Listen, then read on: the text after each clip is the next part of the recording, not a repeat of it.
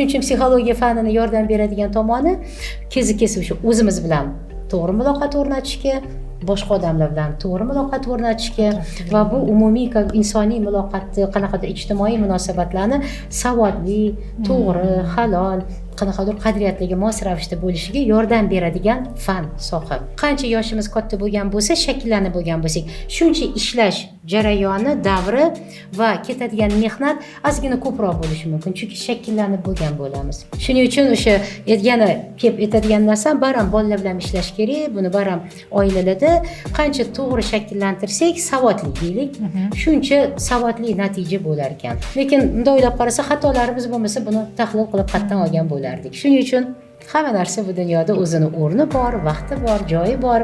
Shuning uchun ijobiy programma bilan chiqsak, xafa bo'lmasdan, jahl qilmasdan, alamzada bo'lmasdan ishlaymiz. Ana o'shanda vositalarimiz ham to'g'ri bo'ladi.